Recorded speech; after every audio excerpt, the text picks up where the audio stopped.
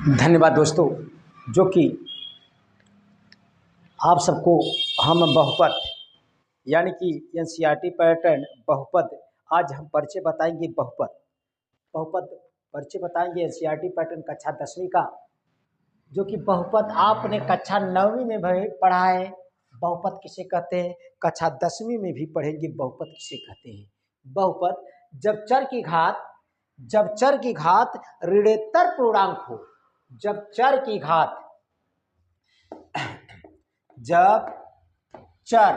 का मतलब x Y कुछ भी हो सकता है, यक्स वाई ETC कुछ भी हो सकता है। जब चर की घात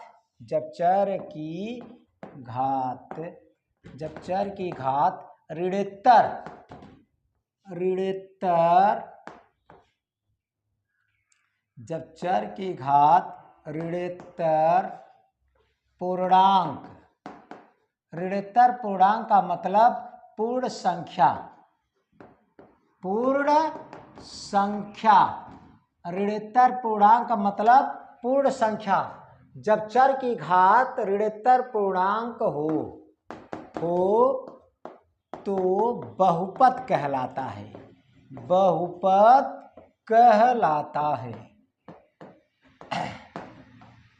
बहुपद किसे कहते हैं, जब चर की घात, चर क्या होता है, जैसे एक्स वाई के रूप में सवाल दिया जाता है, टी के रूप में दिया जाता है, यस के रूप में दिया जा सकता है। बहुपद कुछ भी हो सकता है, यानी कि चर कुछ भी हो सकता है, सॉरी, यानी कि जब चर की घात, चर का मतलब एक्स वाई, जब चर की घात ऋणोत्तर पूर्णांक का मतलब पूर्ण संख्या आपको बताया गया है।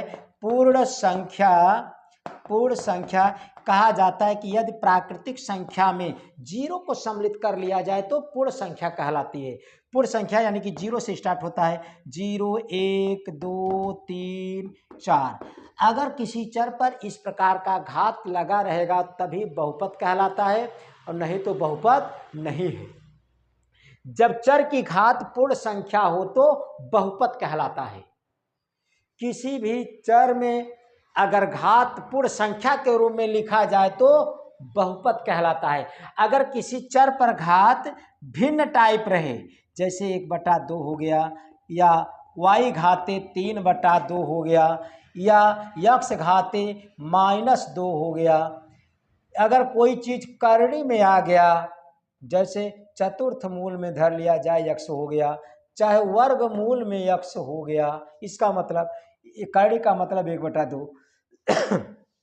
अगर कोई चर करड़ी के रूप में लिखा जाए या भिन्नात्मक लिखा जाए या ऋणात्मक लिखा जाए तो बहुपद नहीं होता।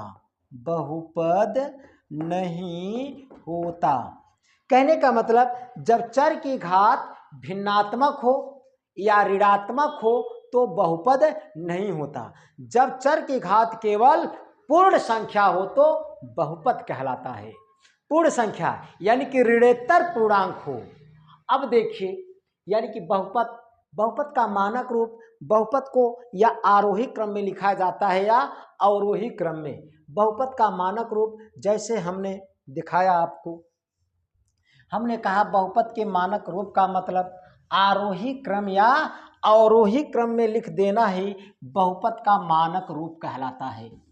किसी बहुपद को आरोही या अवरोही क्रम में लिखना ही बहुपद का मानक रूप कहलाता है। जैसे अगर कोई है, जैसे px बराबर मान लिया देखिए a0x,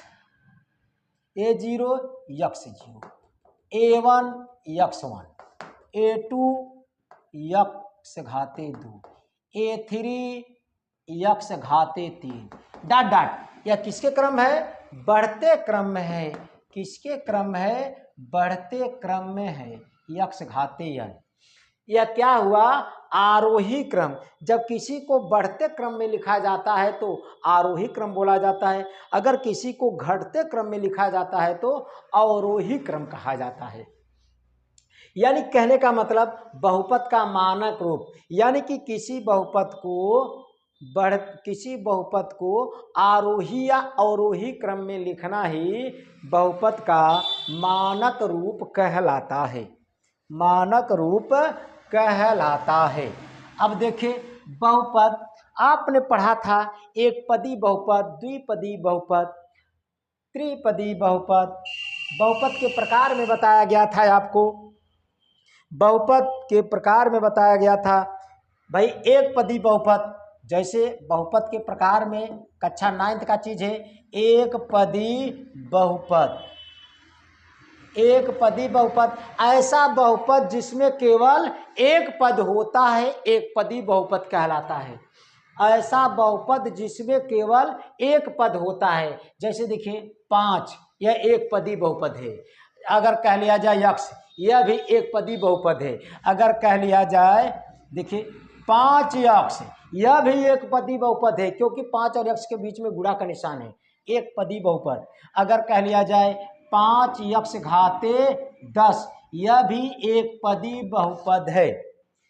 यानी कि एक पदी बहुपद ऐसा बहुपद जिसमें केवल एक पद होता है, एक पदी बहुपद कहलाता है। ऐसे ही एक पदी बहुपद, एक पदी बहुपद, भाई एक पदी बहुपद, द्विपदी बहुपद, त्रिपदी बहुपद। एक भाई द्विपदी बहुपद किसे कहते हैं? द्विपदी बहुपद, द्विपदी बहुपद किसे कहते हैं? ऐसा बहुपद जिसमें केवल 2 पद हो, द्विपदी बहुपद कहलाता है। ऐसा बहुपद जिसमें केवल 2 पद हो, द्विपदी बहुपद कहलाता है। जैसे एक पदी का उदाहरण लिया 5 यक्ष, इसी के बीच में प्लस कर दिया, 2 पद हो गया। अगर कह दिया जाए 5 माइनस यक्ष स्क्वायर, यह भी 2 पदी है।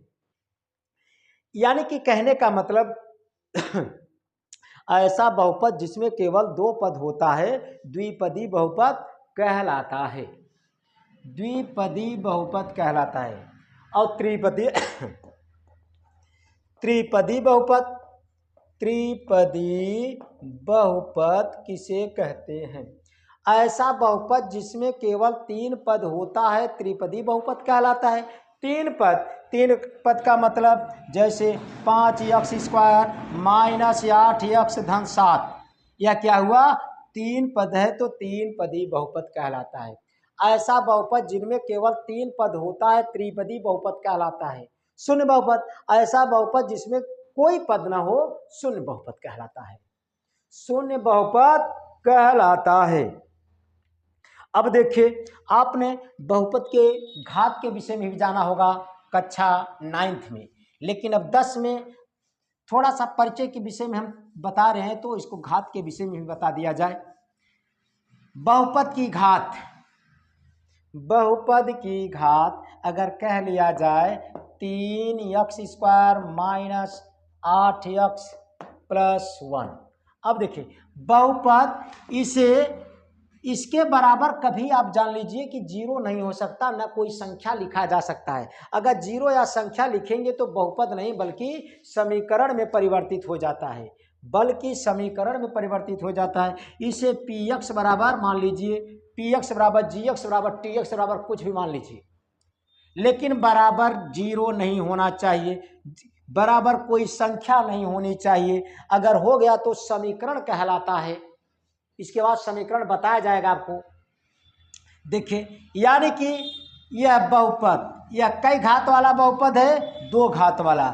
यह कई घात वाला बहुपद है, 2 घात वाला।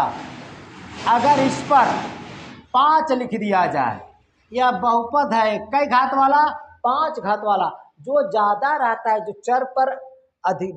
चर पर उपस्थित अधिकतम घात बहुपद की घात कहलाती है। चर पर उपस्थित अधिकतम घात, अगर चर पर किसी बहुपद में चर पर उपस्थित अधिकतम घात बहुपद हुआ, या पहले तो हम पहचानेंगे यह बहुपद है कि नहीं। बहुपद है। कैसे पता चला?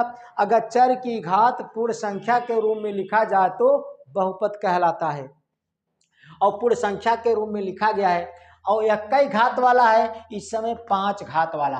ये 2 भाई यक्ष घाते 2 है, यक्ष घाते 5, जो ज़्यादा रहता है उतने वही बोला जाता है कि उतने घात वाला बहुपद है। कहने का मतलब यह 5 घात वाला बहुपद है। अगर गुणांक भी पूछा जाता है, अगर पूछा जाए यक्ष स्क्वायर का गुणांक क्या है? 3, इसका बगल वाला अगर कोई पूछ ले यक्ष स्क्वायर का गुणांक, यक्स स्क्वायर का गुणांक क्या है 3। अगर पूछ ले कोई यक्स घाते 5 का गुणांक क्या है, यक्स घाते 5 का गुणांक -8 चिन्ह सहित लेंगे। इसमें +3 लिया, काहे कि आगे कौन सा निशान है प्लस, प्लस नहीं लिखेंगे फिर भी ठीक ठाक है, लेकिन माइनस अगर कहीं आ गया आपको लिखना अति आवश्यक है।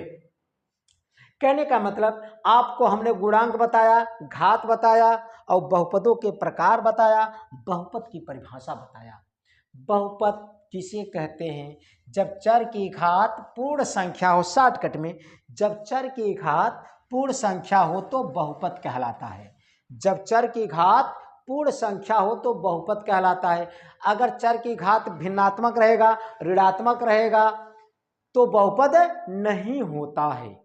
बहुपद के प्रकार में बताया, एक पदी बहुपद ऐसा बहुपद जिसमें केवल एक पद होता है, एक पदी बहुपद कहलाता है। द्विपदी ऐसा बहुपद जिसमें केवल 2 पद होता है, द्विपदी बहुपद कहलाता है। ऐसा बहुपद जिसमें केवल 3 पद होता है, त्रिपदी बहुपद कहलाता है। शून्य बहुपद आप जानते हैं, ऐसा बहुपद जिसमें कोई पद न हो, शून्य बहुपद कहलाता है। बहुपद की घात हमने बताया, किसी बहुपद में चर की अधिकतम घात ही बहुपद की घात कहलाती है। गुणांक के विषय में हमने बताया आपको। अब देखिए कुछ और शेष चीजें बताते हैं आपको हम।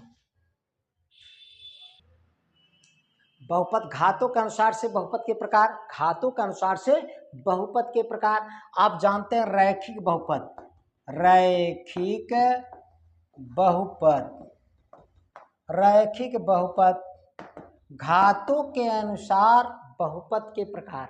रैखिक बहुपद, जब बहुपद वह बहुपद जब चर की घात एक हो, वह बहुपद जब चर की घात एक हो तो रैखिक बहुपद कहलाता है। रैखिक मतलब जब चर के घाते एक हो तो रैखिक बहुपद कहलाता है। वह बहुपद भाई ऐसा बहुपद जब चर की घात एक हो तो रैखिक बहुपद कहलाता है। ऐसा बहुपद जब चर की घात एक हो तो रैखिक बहुपद कहलाता है। कहने का मतलब जैसे 3x हुआ, 3x हुआ। अब देखिए यह रैखिक बहुपद हुआ क्योंकि x घाते एक है। ऐसा बहुपद जब चर की घात एक हो तो रैखिक बहुपद कहलाता है। 5x धन 7 यह भी रैखिक बहुपद हुआ। ETC तमाम उदाहरण आप जान सकते हैं इस ढंग से। भाई ऐसा बहुपद जब चर की घात एक हो तो रैखिक बहुपद कहलाता है। इसी प्रकार से द्विघात बहुपद होता है। द्विघात बहुपद ऐसा बहुपद जब चर की घात 2 हो तो द्विघात बहुपद कहलाता है। जैसे देखिए इनका मानक रूप भी होता है ax² धन bx धन c, यानी कि a नॉट इक्वल टू 0। ए का मान कभी 0 नहीं होना चाहिए। अगर 0 हो जाएगा तो ये सिस्टम गायब, तब तो रैखिक बहुपद बहाना भाई कहलाएगा। यानी कि a का मान 0 नहीं होना चाहिए, a not equal to 0। A B C कोई भी वास्तविक संख्याएं हैं। यानी कि जब बहुपद की अधिकतम घात 2 हो, अधिकतम घात 2 हो तो द्विघात बहुपद कहलाता है। यानी कि जब बहुपद की घात 2 हो तो द्विघात बहुपद कहलाता है। द्विघात यानी कि यह द्विघात बहुपद हुआ। तमाम उदाहरण सेट कर सकते हैं आप, जैसे 8x² - 5x धन 7 यह द्विघात बहुपद हुआ, यह द्विघात बहुपद हुआ। ऐसे त्रिघात बहुपद, ऐसा बहुपद जिसमें भाई चर की अधिकतम घात 3 हो तो त्रिघात बहुपद कहलाता है। ऐसा बहुपद जिसमें चर की अधिकतम घात 4 हो तो चतुर्घात बहुपद कहलाता है। इसी प्रकार से तमाम परिभाषाएं आप सेट कर सकते हैं। यानी कि घातों के अनुसार से बहुपद के प्रकार। रैखिक बहुपद हमने बताया, भाई ऐसा बहुपद जब चर की घातें एक हो तो रैखिक बहुपद कहलाता है। ऐसा बहुपद जब चर की घातें 2 हो तो द्विघात बहुपद कहलाता है। ऐसा बहुपद जब चर की घातें 3 हो तो त्रिघात बहुपद कहलाता है। ऐसा बहुपद जब चर की घात 4 हो तो चतुर्घात बहुपद कहलाता है। आप सेट कर सकते हैं। बहुपद संबंधित हमने सभी जानकारी आपको दिया। अब शून्यक निकालना सिखाएंगे। शून्यक का मतलब कि यक्स का मान। बहुपद और समीकरण में आपको अंतर भी जान लेना चाहिए। समीकरण में बहुपद में देखिए, अगर हम इधर हमने बहुपद लिखा, इधर समीकरण लिखा।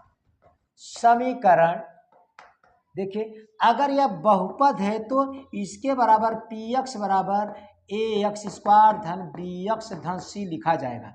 अगर वह समीकरण है तो ए एक्स स्क्वायर धन बी एक्स धन सी बराबर 0 हो जाएगा। समीकरण में बराबर 0 लिया जाता है या कुछ यानी कि कांस्टेंट लिया जाता है, अचर राशियां ले लिया जाता है, कुछ होगा बराबर के बाद, लेकिन इसमें बराबर के बाद पी एक्स लिखिए, जी एक्स लिखिए, टी एक्स लिखिए, कुछ भी लिखिए, लेकिन बराबर 0 नहीं होना चाहिए, न कोई संख्या होनी चाहिए। बहुपद समीकरण में यह खास अंतर है। बहुपद के बराबर कोई गिनती या बराबर 0 नहीं लिखा जा सकता। समीकरण में बराबर 0 लिखा जा सकता है या कोई गिनती लिखा जा सकता है।